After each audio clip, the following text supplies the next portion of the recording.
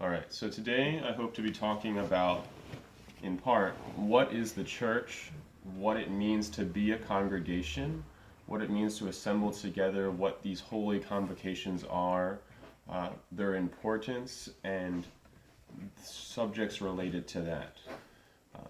So I'll give you each a moment to turn.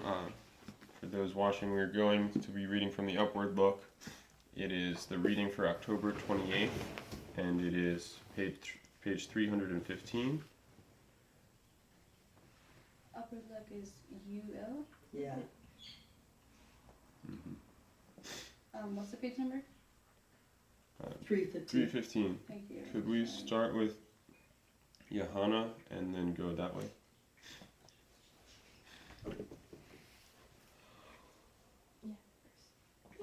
Thou shalt not follow a multitude to do evil, neither shalt thou speak in a cause to decline after many to rest judgment. Can you read the paragraph too?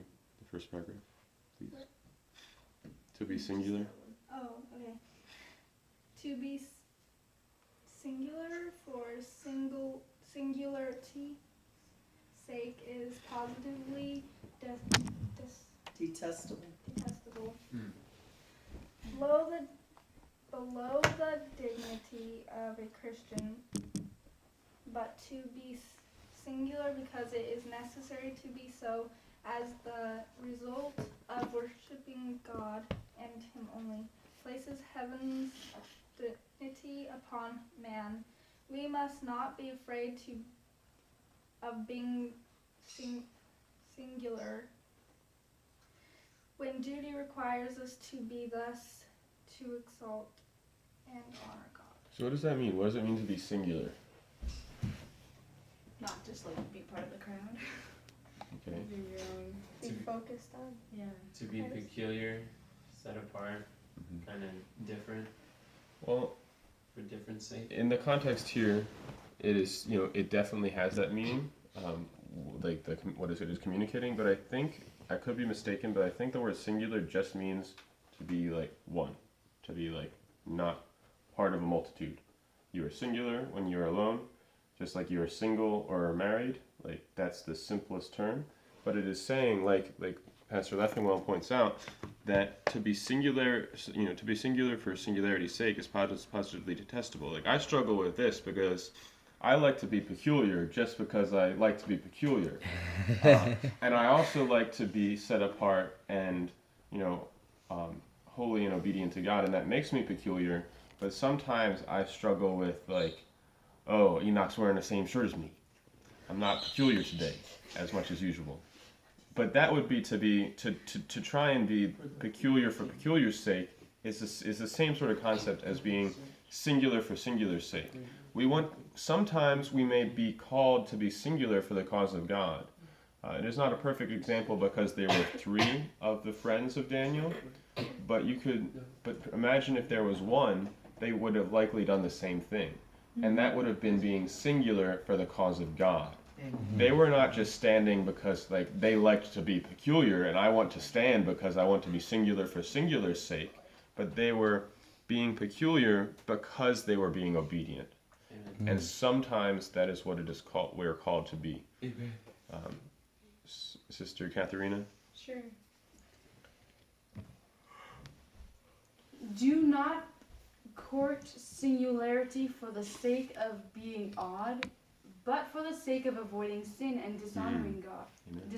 And to dishonor God.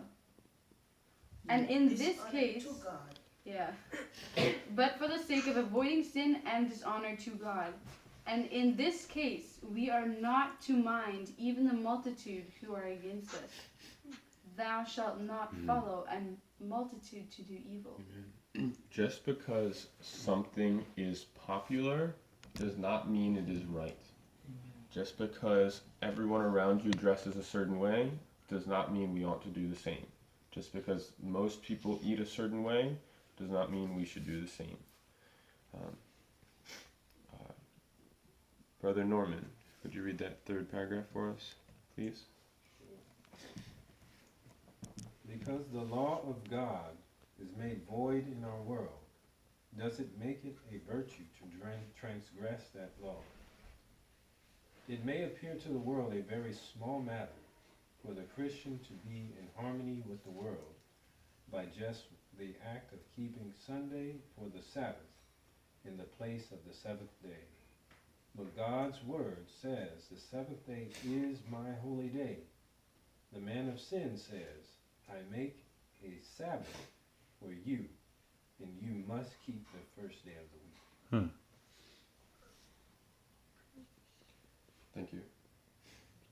We're told in Proverbs 13:20 that he that walketh with wise men shall be wise, but a companion of fools shall be destroyed. It really matters who we associate with and who we assemble with and what congregation we are a part of. All right. I ordered it specifically ahead of time. You So did. you would have the special paragraph. I have this one memorized, but I'm afraid I'll mess it up if I try. So I'm going to read it. God has a church. It is not the great cathedral. Neither is it the national establishments. Neither is it the various denominations. It is the people who love God and keep his commandments. Where 2 or 3 are gathered together in my name. There, in my name, there am I in the midst of them. Matthew 18:20. Where Christ is, even among the humble few. This is Christ's church. For the presence of the high and holy one who inhabiteth eternity can alone constitute a church. Wow. Amen. So we see that where 2 or 3 are gathered together in my name, there I am in the midst of them. We understand that the word, if you look on my sword and you type in the word church. It only appears in the New Testament. Yes, because the word assembly or congregation is in other words that are used in the Old. So the first mention of the word church is in Matthew 16:18. And if you so he's saying, upon this rock shall I build my church, and that's the very first mention of the word, which is fascinating. But if you look at the definition here, it is just like Brother Stoll was talking about, where it is ecclesia, or ecclesia, however you choose to pronounce it. And it defines it as a gathering of citizens called out from their homes into some public assembly. So there's this calling out that is part of this very definition. It also is used to just refer to an assembly of people in a public place, just in a Christian sense, the assembly of Christians, a company of Christians, and in a variety of ways. But what defines the church, what defines this ecclesia word, is the fact that people are coming together. So when Christ is saying that when 2 or 3 are, like, even when there's just 2 or 3, it is still a church. It is still a congregation. The church is not the great cathedral. The church is not the national establishment or the various denominations. It is the people who love God and keep his commandments. Amen. So, Deborah, can you read the next one, please?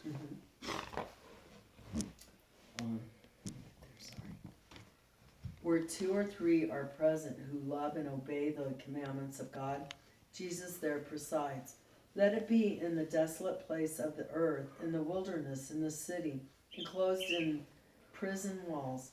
The glory of God has penetrated the prison walls, flooding with glorious beams of heavenly light the darkest dungeon.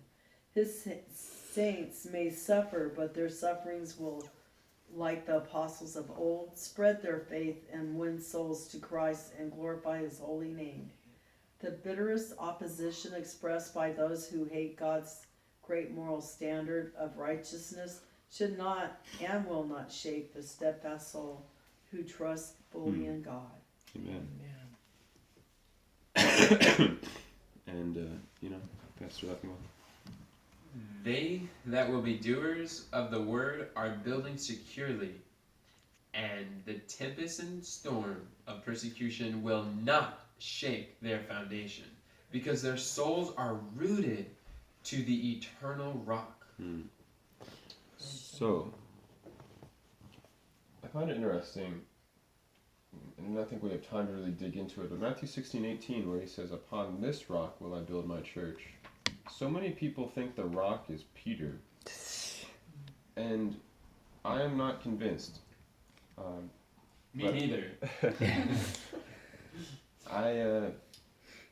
I think that is a subject to explore another time. I want to touch on, if you search on your My Sword or eSword or Logos, whatever you use, and you search for the word congregation, you will find that Exodus 12:13 is the first mention. Speak ye unto all the congregation of Israel. And you see that the word translated there is, and by referencing these things, I'm not trying to say that Hebrew is necessary for understanding. It's just an extra little bonus. Idah, which is congregation or gathering. And then if you search for assembly, I thought this was interesting. You see that the word in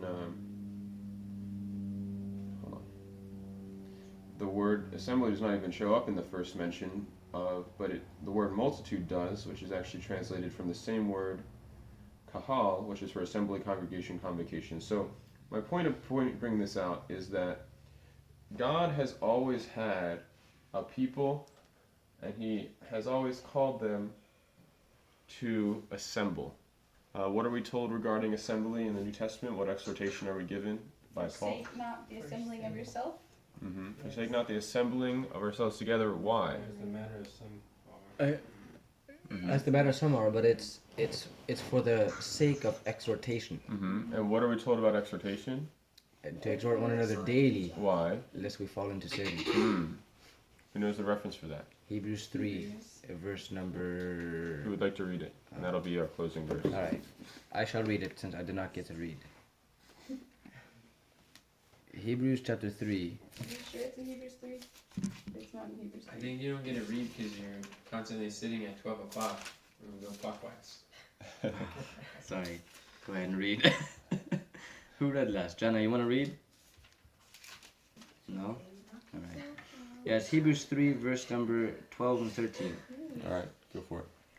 Take heed, brethren, lest there be in any of you an evil heart of unbelief in departing from the living God. But exhort one another daily, while it is called today, and here's the reason now, lest any of you be hardened through the deceitfulness of sin. Amen. That's not the verse that you wanted, though, right? That is the verse I That's wanted. the verse you wanted. The verse with assembling, that's in Hebrews 10. Yeah, that's what I thought. So, let us not forsake the assembly. Let us remember to exhort one another daily. Let us remember that on Upward Look, page 315, it says, God has a church. It is not the great cathedral, neither the national establishment, neither the various denominations. It is the people who love God and keep his commandments. If you forget, you can ask Grandma Kathy about that. And I want us to be mindful of how important it is to come together, how important it is to exhort one another, because sin is the inevitable result of forsaking the assembly and departing from exhortation. So we can exhort one another in person as we are here daily, and we can exhort one another in through the technology that we have. Can you give us an example of exhorting? All right. Dear sister, I am so thankful that you help out around the house, and I want to encourage you to persevere and do not be weary in well doing. And I am thankful for all the help that you give me and help others. Sister, Grandma Kathy, I'm so thankful that you help out Pastor Leffingwell with his clothes. I want to encourage you to keep helping. It's so appreciated. Johanna, I appreciate your singing. I want to encourage you to keep singing and being active